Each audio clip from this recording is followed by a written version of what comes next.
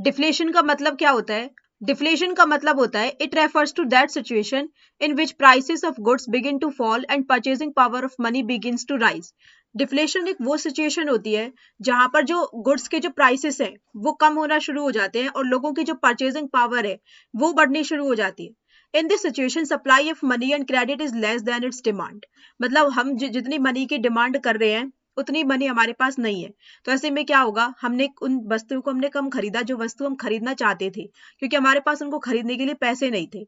अब जब उन वस्तुओं की जब डिमांड कम हुई तो सप्लाई उनकी उतनी ही थी, सप्लाई थी उनकी 100 क्वांटिटीज, लेकिन हमारी डिमांड हो रही है 80 क्वांटिटीज की। तो ऐसे में क्या होगा, जो प्रोड्यूसर्स हैं उनको उन वस्तुओं के जो प्राइसेस हैं वो कम करने पड़ेंगे। तो ये जो सिचुएशन होती है इसको बोला जाता है डिफ्लेशन। डेफिनेशन है इसके क्राउथर के अकॉर्डिंग, deflation is state in which the value of money is rising in a sense prices are falling. अब कॉजेज कौन कौन से हैं डिफ्लेशन के? सबसे पहले reduction in the volume of currency, increase in taxes, increase in public debt, increase in bank rate, increase in production, contraction of credit. मतलब जब डिफ्लेशन हो रहा है तो डिफ्लेशन के कारण क्या क्या है, किन किन कारणों से डिफ्लेशन हो रहा है? सबसे पहला इसका कारण होता है reduction in the volume of currency. Currency की जो वॉल्यूम है, मतलब जिस वॉल्यूम में करेंसी आनी चाहिए, सप्लाई होनी चाहिए, उतनी वॉल्यूम में करेंसी की सप्लाई नहीं हो रही है। It decrease in the supply of money in the economy leads to reduced purchasing power causing prices. मतलब हमें नीड थी, मार्केट में पैसों की नीड थी 100 रुपए की, लेकिन मार्केट में पैसा है सिर्फ 80 रुपए। अब जो सप्लाई जो हो रही है किसी भी वस्तु की वो हो रही है 100 क्वांटिटीज में। हमारे पास जब 80 रुपए है तो हम 80 ही हम क्वांटिटीज जब परचेज कर रहे हैं, तो इसकी वजह से क्या होगा, हमारी जब परचेजिंग पावर कम हुई तो उसकी वजह से हमने उन वस्तुओं की डिमांड कम की, जिसकी वजह से सप्लाई ज्यादा थी। तो जब सप्लाई ज्यादा थी तो डिमांड कम होने की वजह से उन वस्तुओं के जो प्राइसेस थे वो कम हो गई। तो इसकी वजह से जब करेंसी की वॉल्यूम में कमी होने की वजह से डिफ्लेशन हुआ। नेक्स्ट इसका कॉज है इंक्रीज इन टैक्सेस। जब टैक्सेस बढ़ेंगे, जब हमारी डायरेक्ट टैक्सेस है वो बढ़ गई, ये मेन कारण होता है डिफ्लेशन का। Increased taxes lower the purchasing capacity of the people and they are compelled to demand less amount of goods। इसका मतलब ये है कि पहले मेरे को टैक्स पे करना पड़ता था 100 रुपए, लेकिन अब जो टैक्स रेट है वो बढ़ गए हैं, अब मेरे को टैक्स पे करना पड़ता है 150 रुपए। तो जो पहले मैं 50 रुपए एक्स्ट्रा वस्तुओं की डिमांड कर पाती थी, अब मैं उन वस्तुओं की डिमांड एक्स्ट्रा, मेरे पास पैसा नहीं है तो मैं एक्स्ट्रा डिमांड भी नहीं कर पाऊंगी। तो इसकी वजह से क्या होगा, मेरी जो परचेजिंग पावर है वो कम हुई, जिसकी वजह से मार्केट में सप्लाई उतनी ही थी, मेरी डिमांड कम हुई, जिसकी वजह से उन जो वस्तुओं के जो प्राइसेस हैं वो कम हो जाएंगे। नेक्स्ट इसका रीजन है increase in public date. Government reduces the buying capacity of the people by borrowing from them. It leads to fall in prices and deflation। अब जो गवर्नमेंट है उसने क्या किया, उसने लोगों से पैसे उधार लेने शुरू कर दिए। अब जब मैंने गवर्नमेंट को पैसे उधार पर दे दिए तो मेरे पास पैसे नहीं है, तो इसकी वजह से क्या होगा, मैं कम वस्तुएं खरीदूंगी, तो इसकी वजह से सप्लाई ज्यादा ही रहेगी, और सप्लाई जब ज्यादा रहेगी तो उन वस्तुओं की जो प्राइसेस हैं वो कम हो जाएंगे एंड डिफ्लेशन की सिचुएशन अराइज होगी। नेक्स्ट है increase in bank rate. When the central bank raises the bank rate, commercial banks in the country also raise their rate of interest, leading to contraction of credit। जो central bank है उसने commercial bank से bank की जो rate थी वो ज्यादा कर दी कि भाई तुम्हें बैंक की रेट अब इतनी है। अब जो कमर्शियल बैंक है उन्होंने भी जो रेट ऑफ इंटरेस्ट है वो बढ़ा दिया। पहले मैंने बैंक से जब पैसे उधार लिए थे तब मेरे को कम इंटरेस्ट पे करना पड़ रहा था, अब मेरे को जब ज्यादा इंटरेस्ट पे करना पड़ रहा है तो मेरी जो परचेजिंग पावर है वो कम हुई, जिसकी वजह से डिमांड घटी और प्राइसेस बढ़ी। Another cause of deflation is increase in the production of goods and services as against their demand। इतनी डिमांड हो नहीं रही जितनी ज्यादा वस्तुओं का प्रोडक्शन हो रहा है, जिसकी वजह से डिमांड कम है, सप्लाई ज्यादा है, तो प्राइसेस बढ़ेंगे। कॉन्ट्रैक्शन ऑफ क्रेडिट, लोग अब कम से कम क्रेडिट कर रहे हैं, लोग क्रेडिट का कॉन्ट्रैक्शन हो रहा है। अब जब लोगों के पास पैसा ही नहीं है तो उनकी परचेजिंग पावर कम होगी, जिसकी वजह से अब इसके इफेक्ट्स कौन कौन से पड़ते हैं। सबसे पहला इसका इफेक्ट पड़ता है producers and traders. This class is if generally adversely affected by deflation. इस जो ये वाली जो क्लास है प्रोड्यूसर्स एंड ट्रेडर्स क्लास, इस पर सबसे ज्यादा गलत असर पड़ता है इसका डिफ्लेशन का, क्योंकि जो प्राइसेस हैं वो कम हो रहे हैं, कॉस्ट ऑफ प्रोडक्शन उतनी ही है, तो इसकी वजह से इन पर नेगेटिव इफेक्ट पड़ रहा है। जो रॉ मटेरियल की जो प्राइसेस हैं वो पहले जितने ही हैं, लेकिन जो रेंट है, इंटरेस्ट है, वेजेस है, वो हमारे पहले जितने ही हैं, डू नॉट फॉल। लेकिन जो रॉ मटेरियल था वो हमने पहले ही परचेज कर लिया था, अब उसी के बेसिस पर हम फिनिश्ड प्रोडक्ट्स को बनाने वाले हैं, लेकिन हमें फिनिश्ड प्रोडक्ट का जो प्राइस है है वो कम रखना पड़ेगा, तो इसकी वजह से वो नुकसान में जाते हैं। Besides, on account of deflation and fall in demand, total sales go down and stock of goods pile up with the producers and traders. Deflation also causes economic losses to the farmers. Farmers को इसकी वजह से economic losses भी होते हैं. Condition of small farmers becomes deplorable because their liability remains intact, their income declines steeply.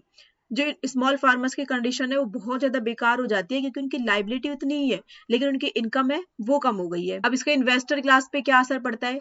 Investors earning fixed income, जो investors हैं जिनकी अर्निंग फिक्स्ड इनकम है, उन्हें सबसे ज्यादा फायदा होता है, क्योंकि उन्हें पहले भी 100 रुपए मिल रहे थे, आज भी 100 रुपए मिल रहे हैं, because with fall in prices real value of their money income goes up. लेकिन जो इन्वेस्टर्स जिनकी वेरिएबल इनकम है, मतलब इनकम उनकी कम ज्यादा होती रहती है, उन पर इसका नेगेटिव असर पड़ता है, क्योंकि पहले उन्हें 100 रुपए मिल रहे थे, अब उन्हें 50 रुपए मिलेंगे। नेक्स्ट है on salaried and labour class पर इसका क्या असर होगा? Both salaried class and wage earner stand to gain. इनको इसमें फायदा होता है डिफ्लेशन से, क्योंकि इनकी जो मनी है उसमें कोई भी चेंजेस नहीं आएंगे। कोई पर्सन है, कोई सैलरीड पर्सन है, लेबर क्लास है, मैं पहले किसी के यहाँ पे जॉब करती थी, मेरे को वहां से 10,000 रुपए मिलते थे। अब सिचुएशन है डिफ्लेशन की, भाई उनका माल बिक नहीं रहा है, फिर उनको अपने प्राइसेस कम करने पड़ गए, फिर भी वो मुझे सैलरी तो उतनी ही देंगे जितनी वो मुझे पहले देते थे, इसकी वजह से मैं फायदे में हूँ। However, if deflation leads to unemployment, these classes suffer a great deal. लेकिन क्या हुआ, भाई पहले ही काम ज्यादा था तो मेरे को 10,000 रुपए की सैलरी मिल रही थी, लेकिन अब काम वहां पर जब है ही नहीं, जब इतनी ज्यादा डिमांड हो ही नहीं रही जितनी कंपनी सप्लाई कर रही थी, तो उसकी वजह से क्या होगा, ये अनएम्प्लॉयमेंट की सिचुएशन भी हो सकती है, कंपनी मुझे बेरोजगार कर दे, तो उसकी वजह से क्या होगा, मुझे सबसे ज्यादा सफर करना पड़ेगा। The reason being that in case of deflation employers suffer losses and to reduce the quantum of loss they retrench most of their employees। जो रीजन होता है इसका डिफ्लेशन की वजह से, जो एम्प्लॉयर्स हैं सबसे ज्यादा उनको लॉस होता है एम्प्लॉयर्स को, तो उसकी वजह से वो क्या करते हैं, वो एम्प्लॉयज को ही कम कर देते हैं, कि हम एम्प्लॉयज को ही रिट्रेंच कर देते हैं ताकि हमारी कम से कम लॉसेस कम तो होते चले जाएं।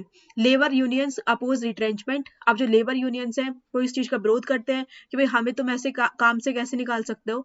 This leads to industrial unrest. इसकी वजह से जो इंडस्ट्रियल डिस्प्यूट्स है वो होने शुरू हो जाते हैं, इसकी वजह से स्ट्राइक्स होती हैं, लॉकआउट्स होते हैं कंट्री में। अब नेक्स्ट है ऑन कंज्यूमर्स। अब हम जो कंज्यूमर्स हैं, हम पर डिफ्लेशन का क्या असर पड़ेगा? Deflation is a period of joy and mirth for the consumers, all goods and services are available in plenty. जो डिफ्लेशन का जो असर है कंज्यूमर्स पर वो बहुत ही अच्छा पड़ता है, मतलब वो खुश हो जाते हैं, क्योंकि सप्लाई जब ज्यादा है लेकिन डिमांड कम है, तो उसकी वजह से प्राइसेस जब कम होंगे तो हम कंज्यूमर्स के मजे आ जाएंगे। All goods and services are available in plenty. On account of fall in prices, their purchasing power increases. हमारी जो purchasing power है वो बढ़ जाएगी। For example, कोई एक प्रोडक्ट है, फॉर एग्जाम्पल हम टमाटर का एग्जाम्पल लेके चलते हैं। पहले टमाटर की कीमत थी 50 रुपए, तो मैं उसके 1 किलो टमाटर में परचेज करती थी, लेकिन अब क्योंकि डिमांड उसकी कम होती चली गई एंड सप्लाई उसकी बढ़ रही है, तो अब जो टमाटर की कीमत रह गई 30 रुपए। तो मैं एक कंज्यूमर हूँ, तो मुझ पर इसका अच्छा असर पड़ेगा। अब मैं 2 किलो टमाटर परचेज कर सकती हूँ 60 रुपए में, जहां पहले मुझे 50 रुपए में 1 किलो टमाटर मिल रहे थे, अब मुझे 60 रुपए में 2 किलो टमाटर मिलेंगे, तो इसका मेरे ऊपर पड़ा एक पॉजिटिव असर। However, consumers will gain under deflation only if their monetary income remains constant। लेकिन ये केवल तभी होगा जब मेरी मॉनेटरी इनकम कांस्टेंट है, क्योंकि पहले मेरे को इतनी इनकम होती थी जितनी अब हो रही है, तब तो मैं 60 रुपए में 2 किलो टमाटर खरीद सकती हूँ, लेकिन मेरी इनकम भी कम हो गई है तो मेरे को फिर 30 रुपए में ही काम चलाना पड़ेगा।